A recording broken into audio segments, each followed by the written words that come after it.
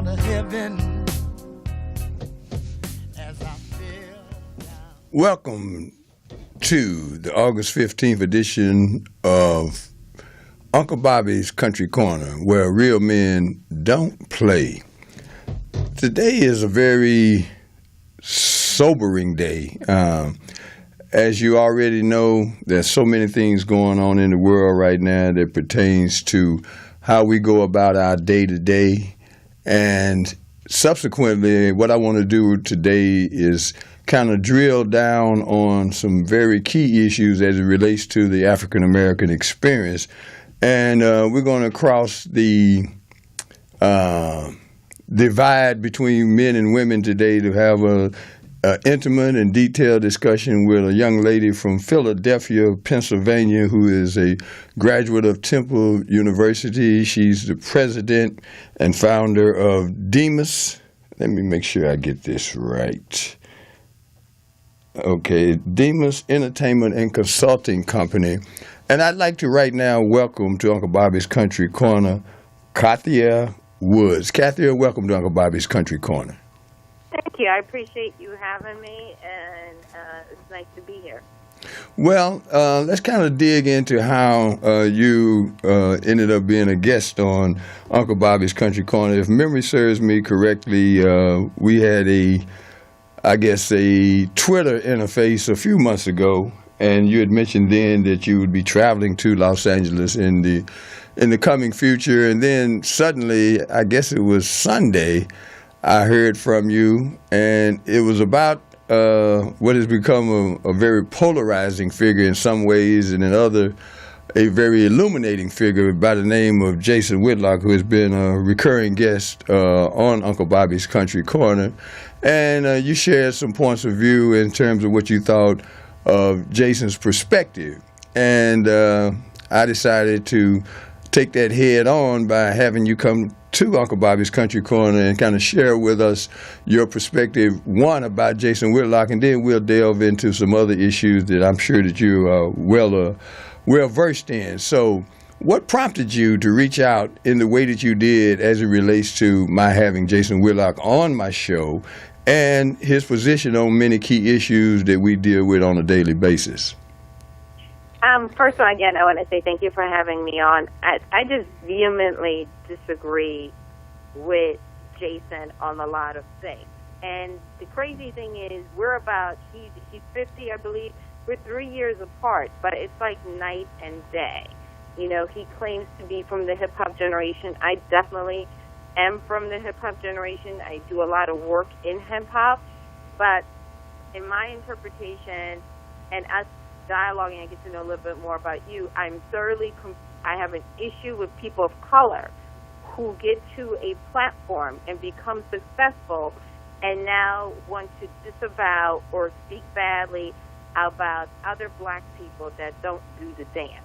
You know, that in other words, in order for us to have, as I like to call it, the plastic fake fold-up seat at the table, because you know you can just kick it and you are back to where you come from. It's not a permanent seat, is that you have to speak badly about your own. Now, don't get me wrong, when we're out here, you know, committing crimes and causing mayhem, absolutely, we shouldn't turn the other eye. But I do have an issue with him speaking up, especially, like, you know, the main issue that we disagree on vehemently is the NFL, where he's like, you know, it has made millionaires. Okay, yes, it has. But we also got to tell the whole story. At the same point, it has also made a lot of black men ill prepared to deal with the world. They have these football degrees like environmental organization type of titles that don't prepare them to do anything. If they have a degree, they're not prepared to be out in life. That's why the same guys that have a lot of money to ball out end up being broke, end up being destituted, and don't know how to cope in society.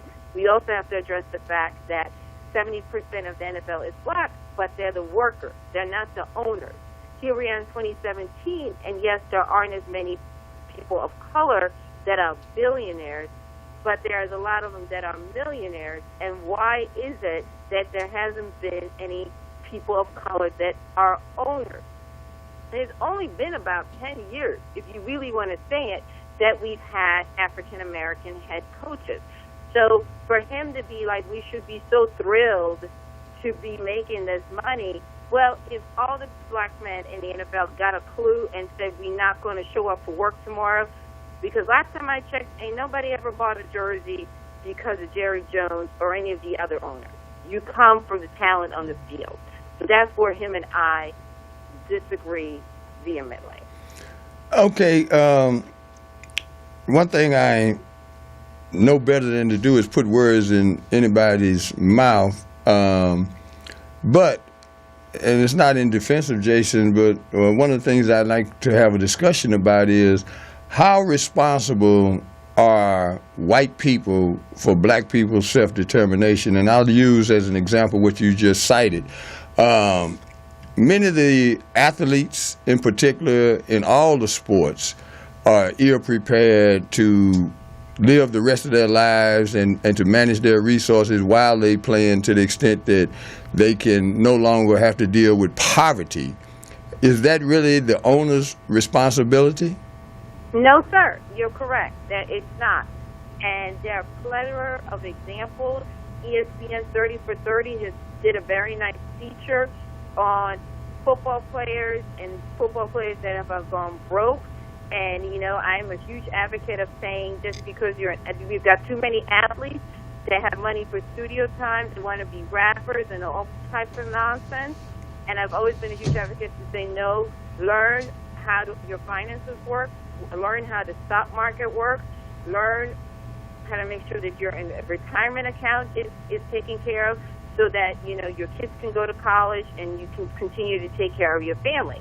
I agree with you in that aspect. But to say that you should just be happy because you can put on a uniform and therefore you shouldn't question management or ownership is ludicrous to me. Like in corporate America, the reason you have employee relations and you have certain things on diversity is because the employees got together and said, this is unacceptable.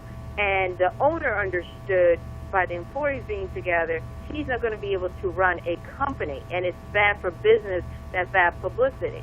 So I do agree with you that if African-American players weren't just happy with getting a check and would really unite, and the Players Association wasn't some fake organization because they really don't have any power, if they all got together and caught a clue, guess what?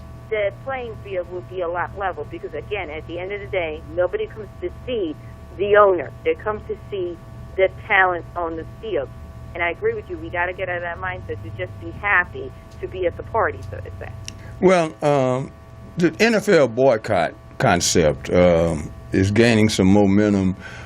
What do you think would be the ultimate outcome in the event that there is, in fact, a boycott of the NFL, good and bad?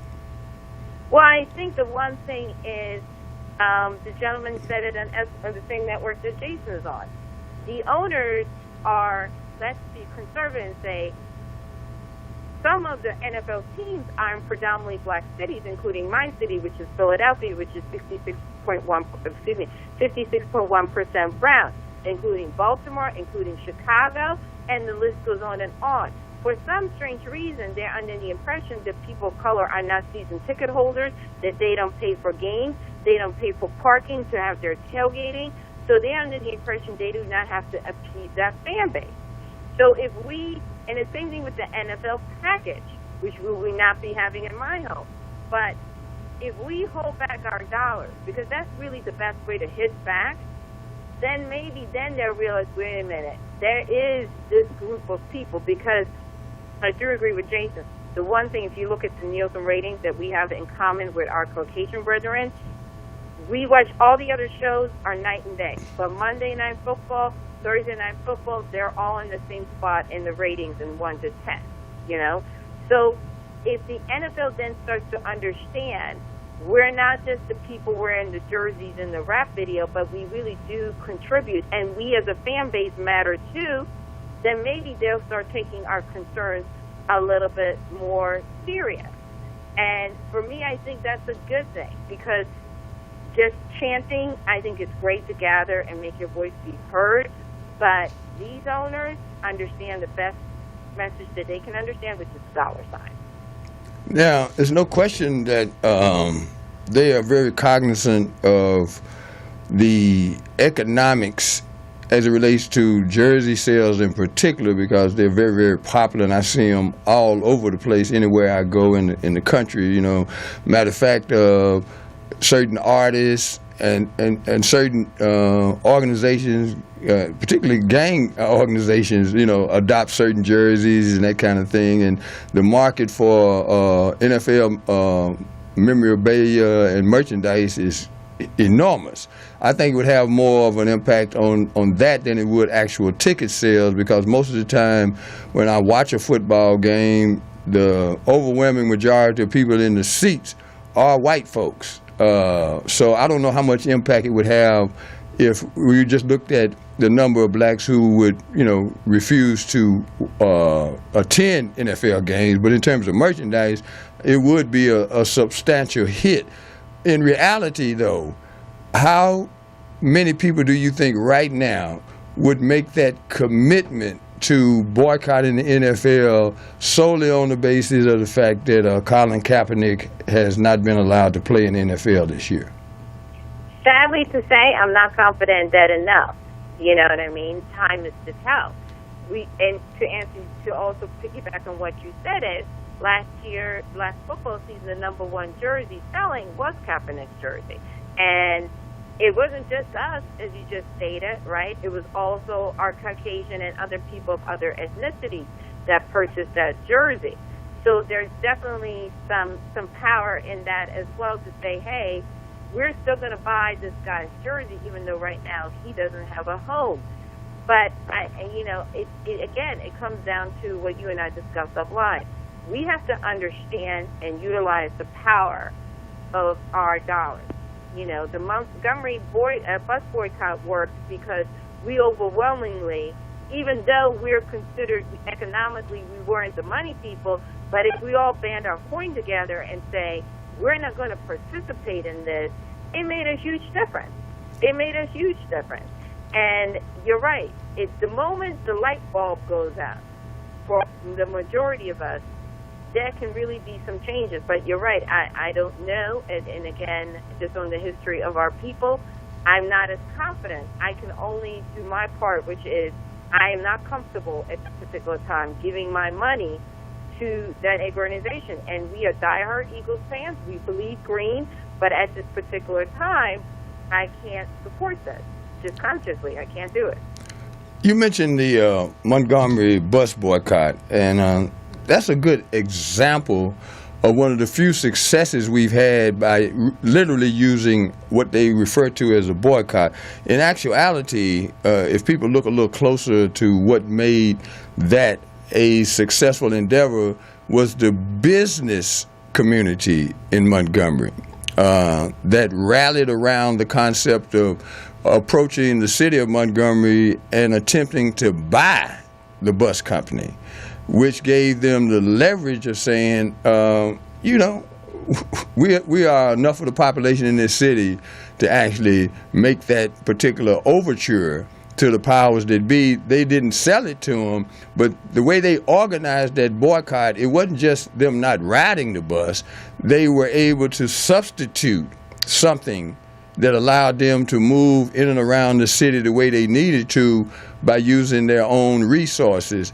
And I wonder if this boycott has been thought out to the extent where there is a plan and a list of demands to the NFL beyond just putting Kaepernick back in the league.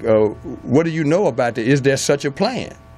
Well, I think, the first thing is they're having the gathering in New York. I think, as awful as this past weekend is, I do think you can't ignore it. You can't ignore that there's an issue.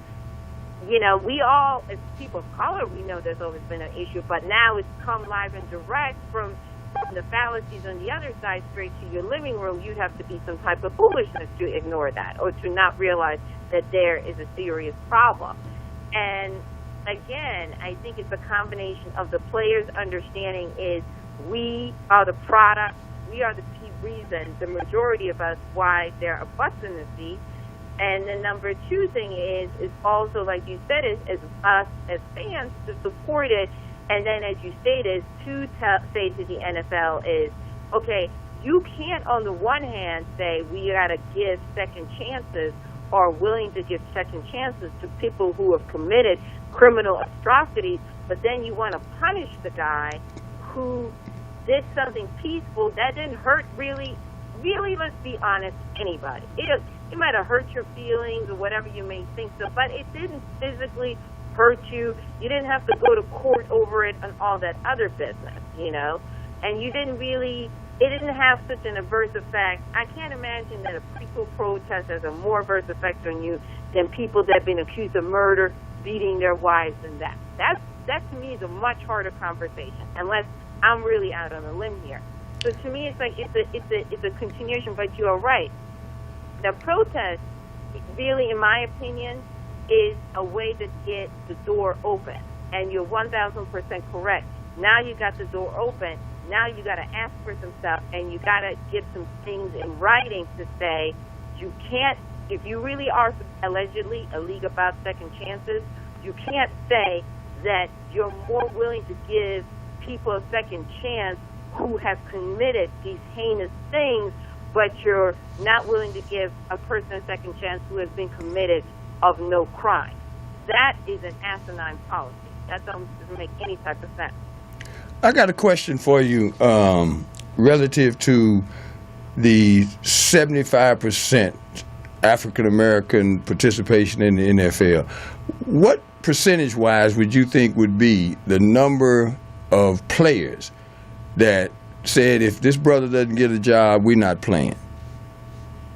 Unfortunately, I mean, if we looked at it, I would say maybe we'd be pushing it, but we were at 30. And the thing that really offends me even more is that you have the Long brothers, Howie Long's boys, who have been more vocal as Caucasian players than some of these African American players. You know, we've had some of these retired players who have come out and just said a bunch of foolishness. And they don't realize the reason they had a chance to play at the NFL because somebody broke that racial barrier. Some of these guys played in the SEC, which was the last conference to integrate. So somebody had to take those lumps. I don't know where the teaching fell off, where these guys think that somebody said, well, you play football well, so we're going to let you play in the National Football League. We're going to let you play in the SEC. No. Somebody has to take those tough lumps so that they can play at Auburn, at Texas A&M, and all that other business. So there's definitely some failure of understanding of history, and there's no excuse for it because ESPN has run a myriad of programs on that, and we've got Google and Netflix and all that other good business for you to get your knowledge of. So there's definitely some education also that needs to be done. Well, that segues me into the irony of this being 2017. June the 4th, 1967, 50 years ago, a group of athletes, elite athletes, gathered in Cleveland, Ohio at the behest of Jim Brown to stand behind Muhammad Ali in defense of his American right, not to participate in the Vietnam War under the pretext of being a religious person. And they risked everything to do that. And here we are 50 years later, and I haven't seen enough young people understand that you must first have a group of people that by joining forces have the leverage to affect change. The absence of that in this instance is a recipe for disappointment and failure, in my estimation. So while we are in the process of thinking about this boycott, I think it's also important to take a snapshot of who's on what side of the boycott. And right now, I don't see enough active players willing to put it all on the line behind this particular issue. So my question to you is, what will be the ultimate outcome if we do not, at this point, have more people engaged, particularly the modern day players, the active players, as well as some of the people from our leadership community? And when I say leadership, I'm not talking about the politicians and the preachers. I'm talking about the people who could capitalize off of the opportunities that are associated with the NFL enterprise, which is a multi-billion-dollar business. What it's there's a famous saying, all our skin folk and kinfolk.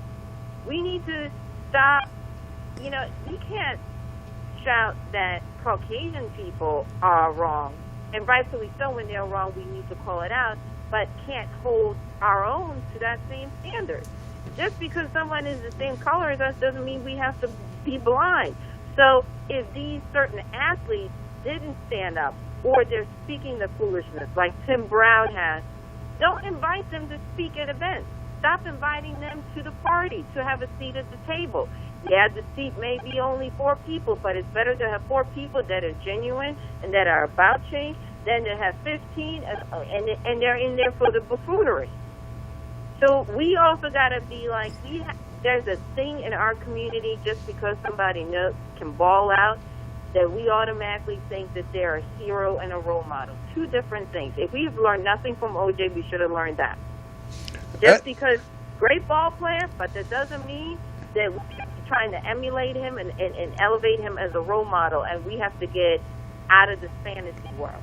And I know it's tough, but we got to stop inviting some people, to put it in plain English, to the damn barbecue. You're from the hip-hop generation, so please share with me some of the figures that you feel should be at the forefront of this initiative outside of Spike Lee, who's closer to my age than he is the hip-hop generation. Well, currently, J. Cole just said it when he was in Baltimore. Kudos to him. He has been very outspoken. He went to Ferguson. Nelly went to Ferguson. Even as much as people like to talk about Jay-Z and Beyonce, Jay-Z just bailed out a whole bunch of dads for Father's Day. They went to Ferguson. They supported Black Lives Matter and have been super active. So, that's from this generation. Kendrick has been very open about it. From the old guard, Public Enemy I was in college. Public Enemy got me through college, and Chuck has walked that talk, talking about fight the power and all of this and all of that. You know what I mean? What is that? Hello? Kathy. Hello? Is she still on the line, or did she drop? Hopefully she'll call back. The Black Lives Matter thing, I want to ask her a question about that if she returns to the line. I have mixed emotions about Black Lives Matter simply because I'm still trying to find out beyond, focusing on when something happens, like an incident with police impropriety or what have you. What is that all about? Kathy, are you back on the line? Yeah, I am. I'm so sorry. I don't know what happened. That's okay. Maybe you're in a position to help me better understand the significance of the Black Lives Matter movement.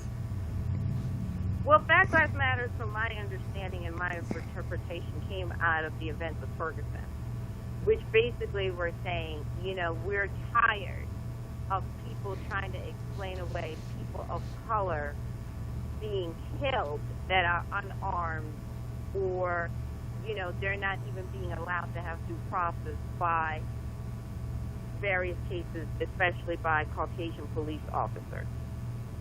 And they're basically were like, we've had enough. We are going to speak up. We are going to protest. We are going to gather, and we are going to bring awareness to this subject, because when we are being apprehended for traffic stops or whatever you have there, we end up dead. Nobody should die over a traffic stop. We have people who committed heinous things, and we have, Dylan Roof killed 9 people, and he got taken to Burger King, and he's alive and well to speak about it. So nobody should die. The police job is to apprehend. We have a court system. It's flawed. We still have a court system to do due process, and their whole thing is to bring awareness and to say there's disparities within this.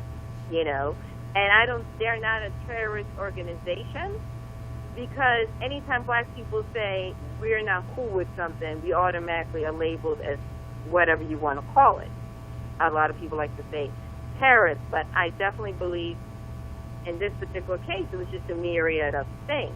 And those of us that live on the East Coast, this is something else where I disagree with Jason. This is not a Twitter heresy. I lived in New Jersey before I lived in Philly. New Jersey State Highway Patrol with the racial profiling. That was all going on in the late 80s and 90s. That was all over the news and newspapers about how black men were being pulled over way more than white men. Black men not being able to catch a cab. Businessmen, CEOs. I remember us being in New York. My father worked on Wall Street. My mom and I having to hail a cab. So these are not things that were coming from our imagination, because, again, they come out of racism. So this is just a myriad of things that, I'm sure you've heard this too. The only thing that's changed is we got cameras and we can record it and take pictures and take video of it. That's it. But it's always been going on, So I just believe that they were like an organization that people said we had enough. Something's got to be done. And, as 2016 was just a year where it was going on and going on and going on. It seemed like every other month somebody was dying. More than anything, and it's just, I think it's good, because Black lives do matter. To who? They should, first and foremost, matter to us. Because if we don't care, we can't expect anybody else to care. All right, I'm going to ask you again, to who? Because what I mean by that question, instead of just being a rhetorical one, and this always, kind of spirals into a very hostile conversation with most people, and I don't have that expectation with you. My position is, if you have to wear a T-shirt that says your life matters, then your life really don't matter. And I say that in this context, and it's just a numbers game. Every weekend, there's a number of our people who kill each other senselessly, and there's never the same fervor or outrage at us for doing that to each other. And then when a white person does it, if you're not just outraged about it in a special kind of way, then you're a sellout, you're a traitor, you're a coon, you're Uncle Tom. And I'm still trying to figure out when we're going to, with the same fervor, address something that we're doing to one another. And I'll give you an example. I was in a restaurant the other day, and this young brother came up to me, and he said, man, do you have a lighter on you? I said, yeah. And he said, I'll be right back. I'll be right back with your lighter, man. I know how people take your lighters, and they don't come back. And I gave the brother my lighter, and he didn't come back. And the first thing I thought was, why was that necessary? Why do we have this inclination to play each other? And it goes back to the slavery experience and the conditioning, and I'm not letting white folks off the hook for none of that. But at some point, my position is this. What white people do is what white people gonna do. The question becomes, when are we going to look at the situation holistically? Because it still, eats me up that there has not been justice rendered for Eric Garner, for Trayvon Martin, any of these high-profile cases where, like the brother that got gunned down right in front of us in Chicago. That really just gets at me. But I want to dig a little bit deeper and hold us accountable in both scenarios. And I think that's going to be the ultimate salvation for our people, or the ultimate destruction. How do we figure out a way not to always be victims? And it takes me back to Black Lives Matter.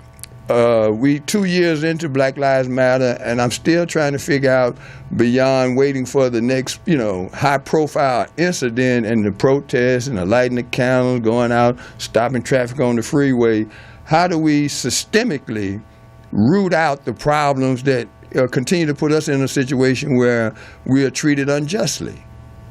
Well, to answer some of the question, I think the biggest thing that hurt us when members of a community that are on welfare benefits were forced into public housing. Not in the public housing, aka the project.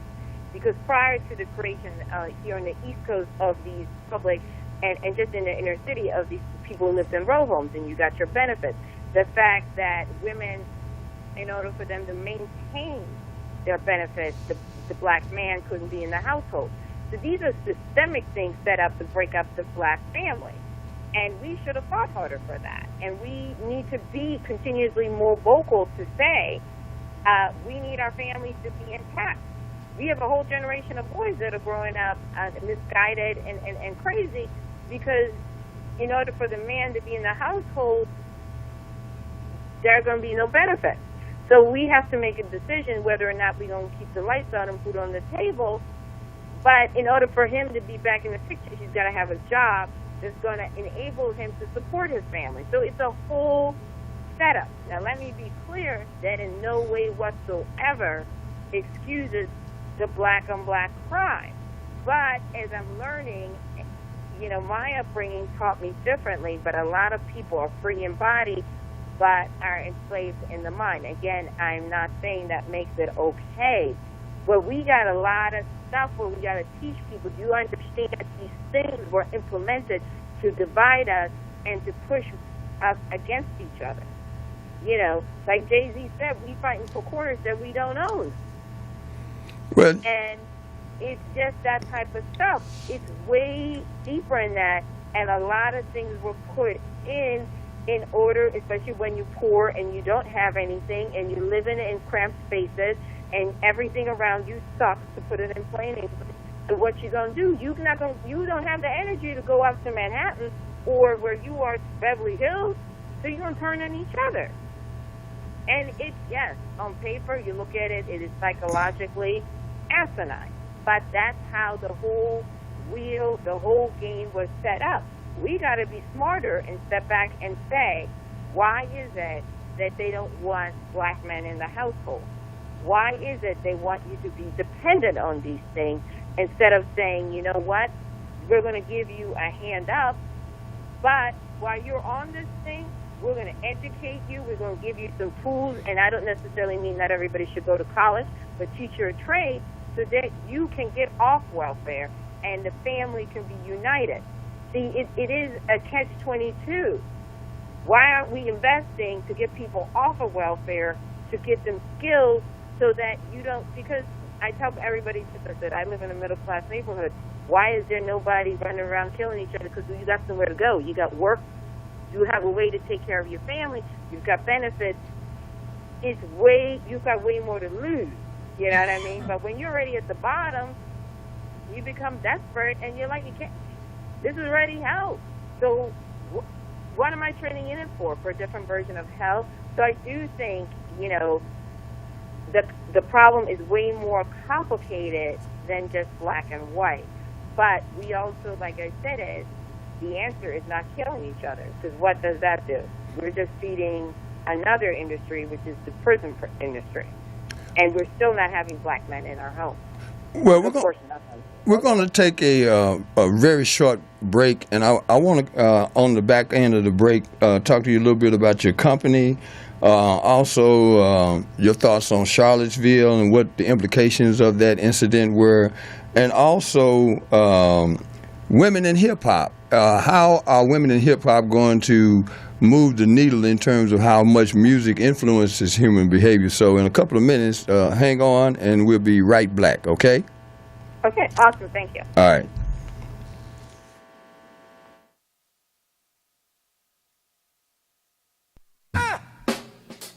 I'm working for someone else.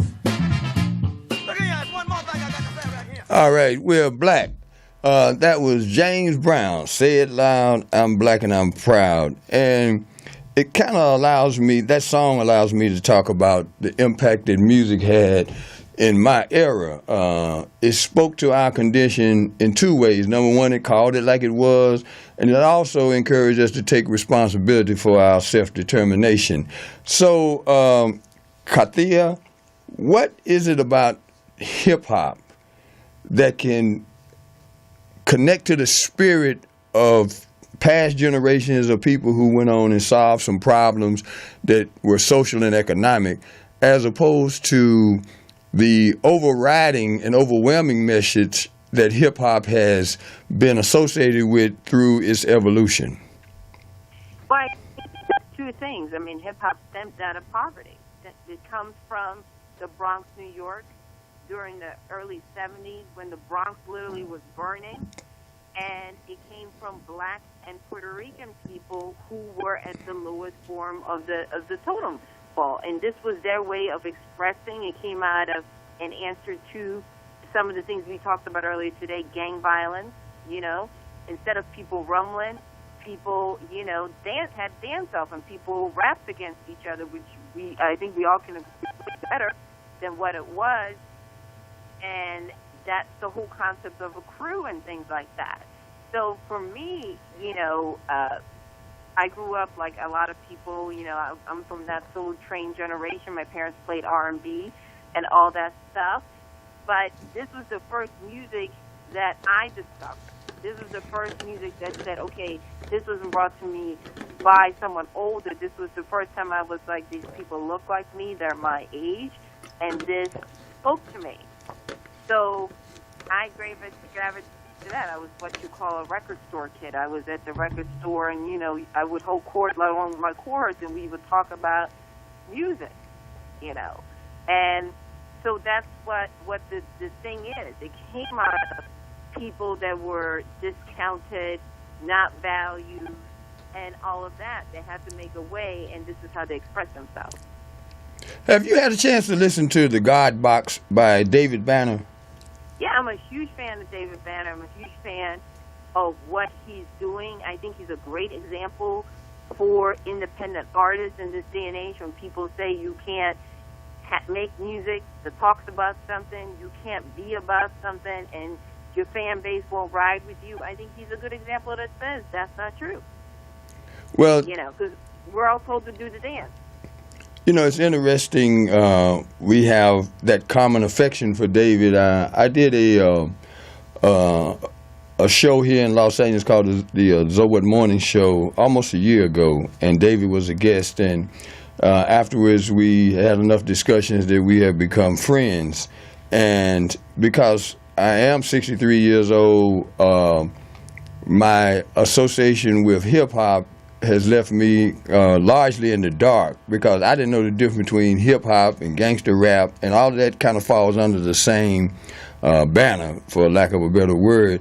And the music took a turn that really frightened me on a certain level, because as I tried to understand, first of all, the electronic piece of it that had replaced instruments, and then the message. You know, I listened to some of the songs, and it was misogynistic and in so many ways genocidal to me.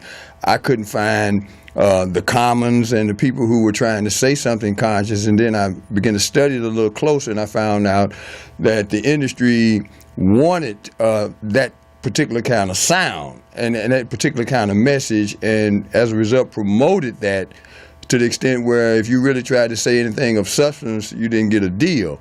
So where you are as a representative of artists, what is it that you're doing that will kind of, I think, introduce to the population a more hopeful message and a more creative approach to using the music to address social and economic challenges? Well, to me, I would say hip-hop to me is a culture. The elements of the culture, which are graffiti, which you shouldn't be doing, I say now has become your graphic artist, your videographer, your photographer, the DJ, the B-boys and B-girls, and the MC. That's the elements of hip-hop. The elements of hip-hop were to be community, your brothers and your sisters, to talk about stuff, to uplift, to inform. Now, unfortunately, as all things, as we just discussed, when at the time when it was pure like that, people didn't think it was going to turn into a multi-million-dollar business. When I started in it, I was doing it. I didn't know either. I was doing it because I loved it, and it was something that me and my friends were into. We would have flyers, and we would have a party. We would have a good time. Everything was cool. But once this thing started taking off, and to go back to what you said is, when these labels like Def Jam and so forth started, they had black ownership. They had Puerto Ricans. They had the people that helped create the culture. When you had, again, I'm from the East Coast, and I grew up with DJ Red Alert and Mr. Magic, the DJ. Remember, the DJ used to say whether or not a record was hot. Now you've got a corporation telling radio personalities what to play. Basically, you're just a button pusher, because you got to, in order for you to keep your job, you got to play the nonsense. Even though you would never in a million years say, this is something I like. But you got bills, so guess what? You're going to play the nonsense. And so once you have a record that isn't about anything becoming a hit, now remember, the music people are out the door, they done left, and corporations are now running these labels.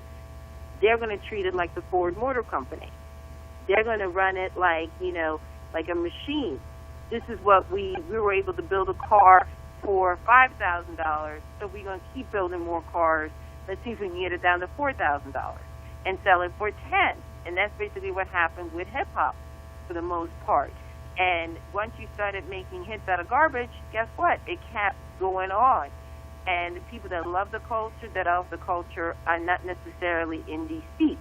Now it's all about bling and being seen and being popping on Instagram.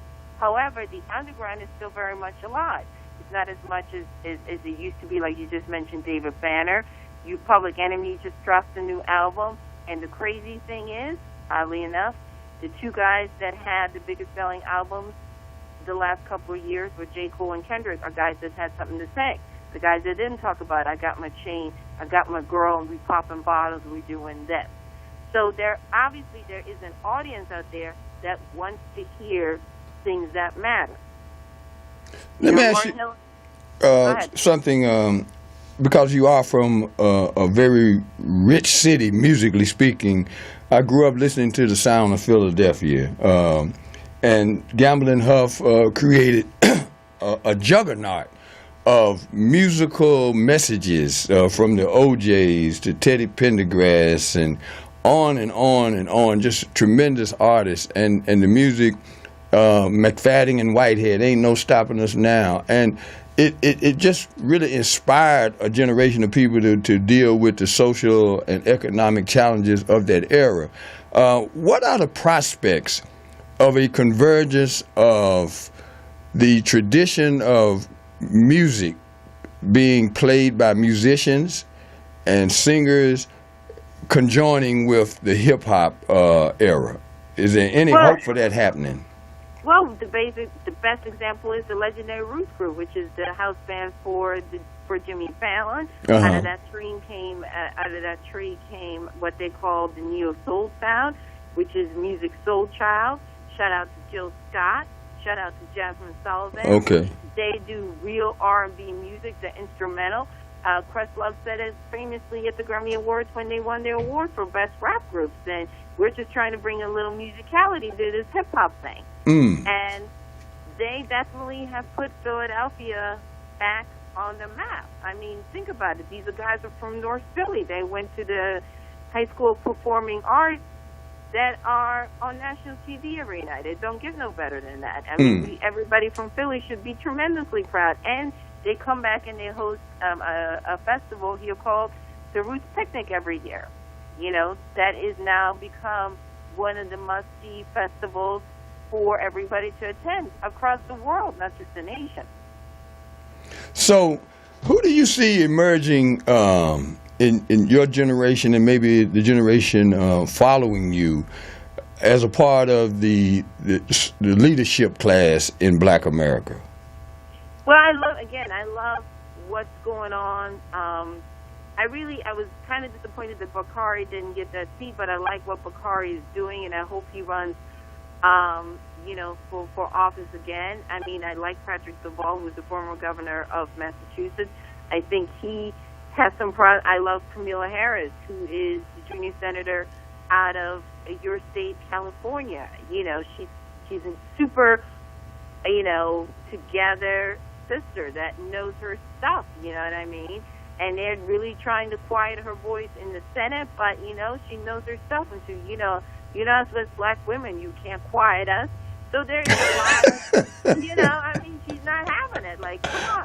She's an attorney and she knows her stuff. I love Angela Rye, who's a political commentator, and she's a young woman, and she just started a podcast, and she gives Paris hell on CNN, and she's about her business. She works for Congresswoman Maxine Waters, also an attorney. So, black women are doing it, and they're doing it big, and they're involved, and they are on television, and they're using their platform to talk about the things that you and I are talking about. And they're not just talking about it, but they're working in it, And so it is good to see that there are a lot of good role models for our young girls out there. Now, you mentioned a lot, mostly, I guess, let me just say, I'm assuming till right now that everybody you mentioned was a Democrat. Is it really, is our future as a people attached to the Democratic Party? I think, I tell everybody you should vote. You shouldn't blindly put your allegiance to anybody, right? But unfortunately, the madness is coming out on the other side is steering you more to the Democrats. So having said that, it doesn't mean that you're just again, bringing your fold-up chair. Don't let them abuse and misuse your voice or your vote. Make them earn it and make some demands and explain to them that they need you in order to turn this thing around. And in turn for your support, they got to advocate for you. They got to show and prove. And if they don't, you need to go and vote and fire them. We are too content. I had somebody the other day, and I swear to you, and everything that I love, that didn't know that a U.S. senator's term was 6 years. They thought it was 2. I said, no, that's your U.S. House of Representatives. So we also got to do some homework before we go into the ballot that we understand what's at stake.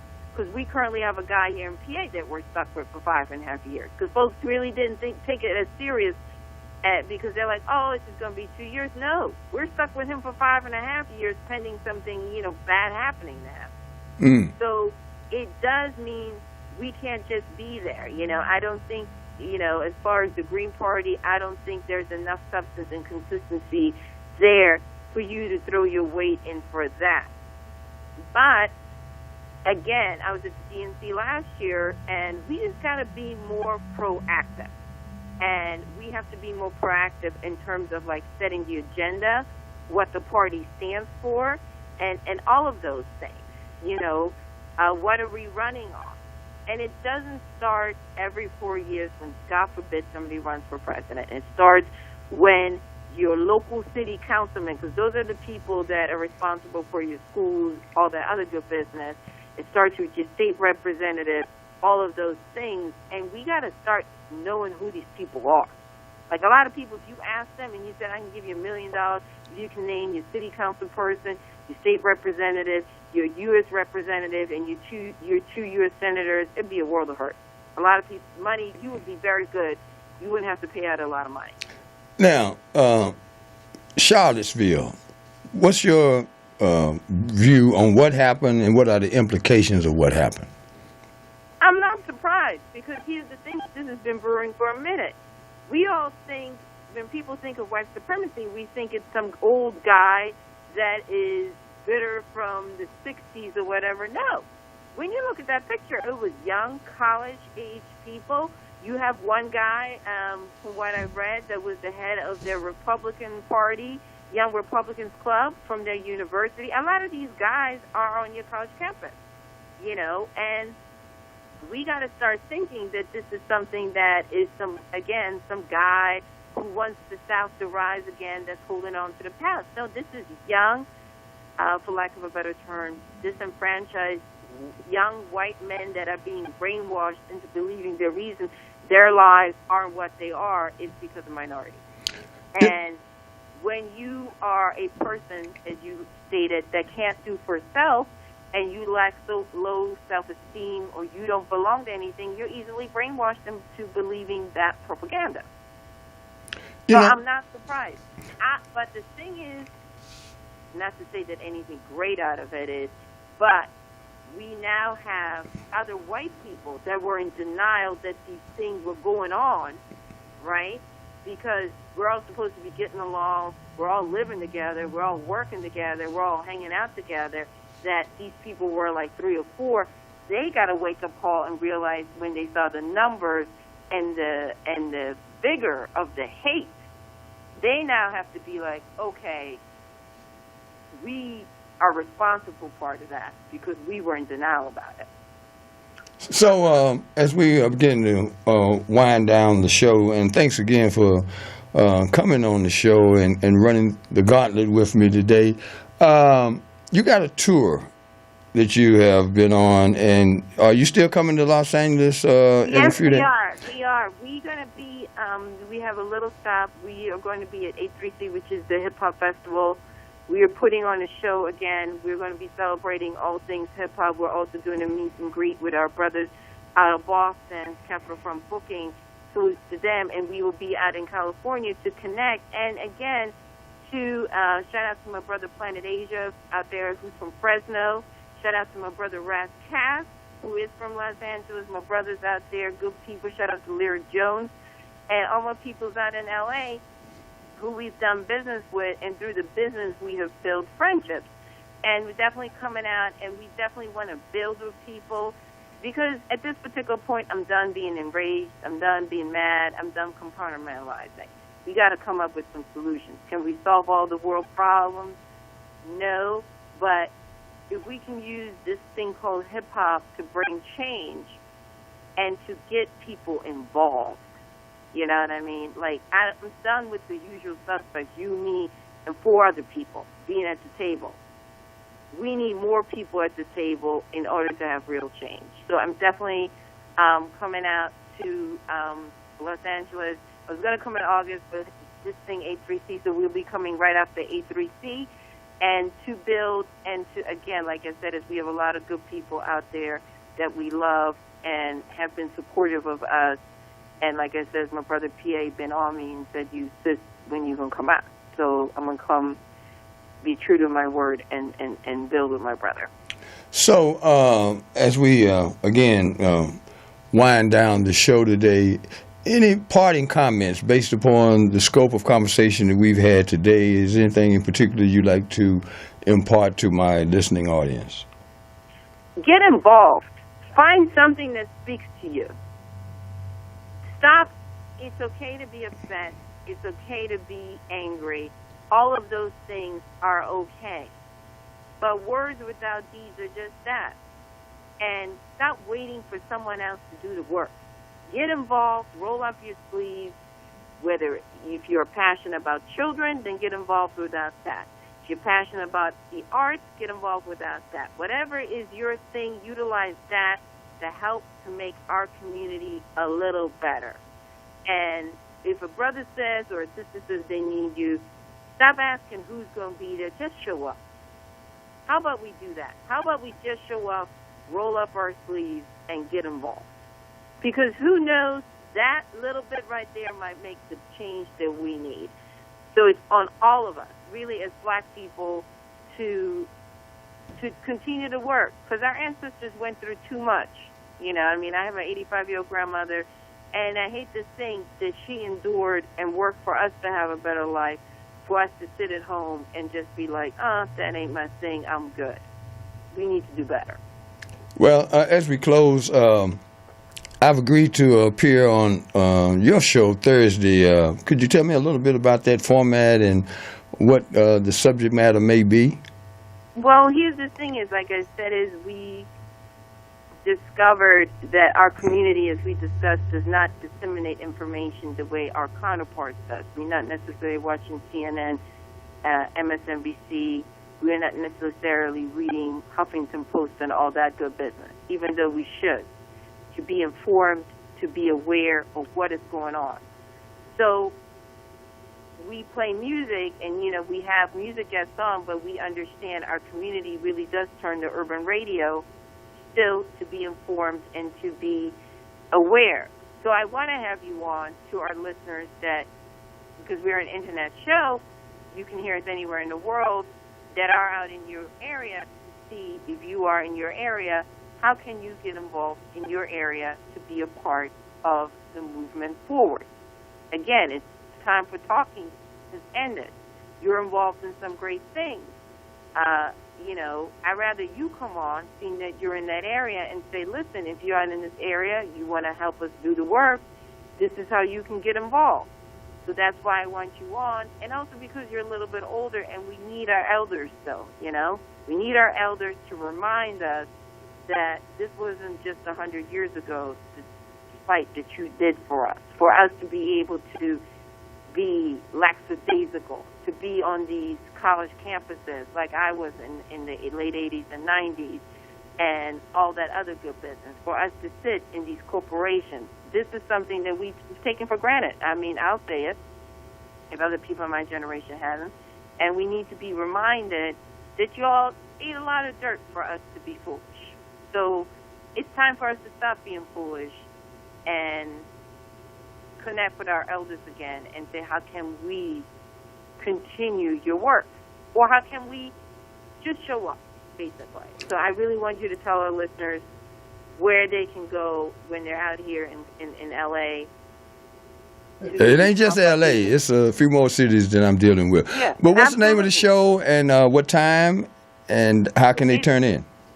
It's Cup of Soul Show. We are on PC Radio out of West Philly. And you can listen on the TuneIn app. If you have the TuneIn app, just put in PC Radio, or you can go to www.pcradiolive.com and listen to us 8 to 10 p.m. Eastern Standard Time. Thank you so much for being an engaging guest, and hopefully we'll be able to have more significant exchanges of information and then affect some outcomes. So thank you for stopping by Uncle Bobby's Country Corner. You've been a very illuminating guest, and I look forward to making something happen as a result of this connection, okay? Absolutely. God bless, and thank you so much for having me on. Okay.